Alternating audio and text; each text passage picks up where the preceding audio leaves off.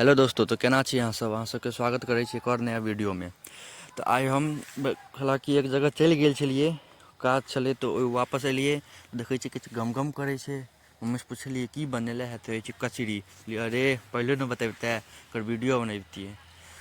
वएहमे चक्करमे लेट भऽ गेलै, नहीं बना पेलहुँ वीडियो। तैयो अहाँ सबके जतबे छै सएह देखा दै छी। ई बनि रहल यऽ मूली प्लस प्याज, मूली और प्याज के कचरी।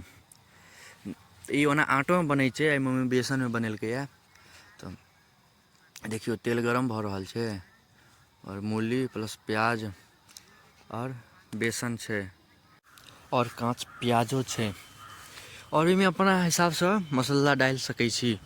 मिरचाइ भेल, नून तऽ डालहे पड़ै छै, औरो कोनो कोनो गरम मसाला सब डालि सकै छी। देखियो अभी कचरी जकाँ बना कऽ तेल में धऽ दियौ, गरम हो जायत तेल। ओहिके बाद धऽ दियौ, एकदम बढ़िआँसँ कचरी बना लिअ। आ जतेक अँटतै एक बेरमे ओतेक धऽ दियौ बना कऽ।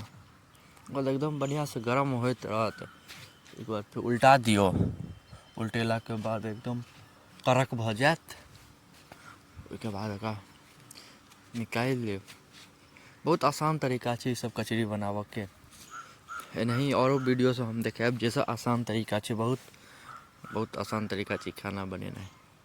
तऽ अहाँ सबके देखाबैत रहबै नहीं, खाली अहाँ सब सब्सक्राइब करैत रहब, लाइक करैत रहब। देखियौ एहिमे पूरा भरि गेलैए।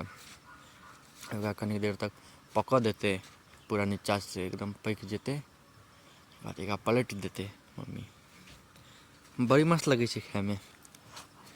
मूली और प्याजके ई कचरी भेल।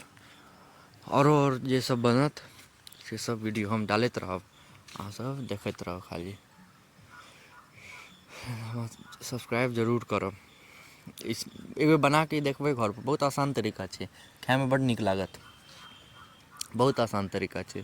कहै छी 3 मिनटके वीडियो नहि बनलै, 4 मिनटके वीडियो नहि भेल छै। बहुत आसान तरीका छै। ओ मेन जे सनलकै मम्मी, ताहिके हम बनाए नहि पेलियै। हम छलियै नहि घरपर, ओ काज छलै तेँ चलि गेल छलियै। घरपर नहि छलियै तेँ ओकर वीडियो नहि बना पेलहुँ हम। नहि तऽ ओहो जरूर अहाँ सबके देखेबतू। अच्छा, अगला बेर फेर बनतै ने तऽ फेर देखायब अहाँ सबके। ओना मुँहसँ हम बताए देलहुँ यऽ, ओनाही होइते छै। तऽ देख लियै पकि रहल छै। तेज आँच कऽ देबै। गैसपर की होइ छै, कनिक स्लोमे पकै छै। आ चूल्हापर करितियै तऽ एहिमे पूरा कारी भऽ गेल रहितै, जरियो गेल रहितै जतेक देर ई गैसपर छै। तऽ गैसपर धीरे धीरे पकै छै। देखै छियै कतेक देर लागि रहल छै। तऽ एकदम हुअ देबै, कोनो जल्दी नहि छै, आरामसँ हुअ देबै। 5 मिनट 10 मिनट तक देखियौ भऽ गेलै। ओहिके बाद एकरा उलटि देबै, पलटि देबै। देखियौ बढ़िआँ नीचाँसँ भऽ गेल छै। इम्हरोसँ ओतबे देर कऽ कऽ लारि चारि कऽ निकालि देबै। ई तऽ एखन टूटल फूटल, देखियौ उलटतै तऽ टुटि जेतै।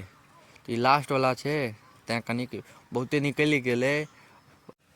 ई बेसनमे छै तेँ भकरि रहल यऽ। आटामे वला रहितै ने तऽ ओ लसगर रहै छै, तऽ ओतेक नहि भकरै छै।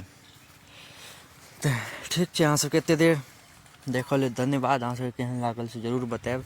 नीक लागै तऽ लाइक शेयर कमेंट जरूर करब, सब्सक्राइबो कऽ देब। तो मिलै छी अगला वीडियो में कोनो नया टॉपिक के साथ। तो तब तक के लिए धन्यवाद अहाँ सबके।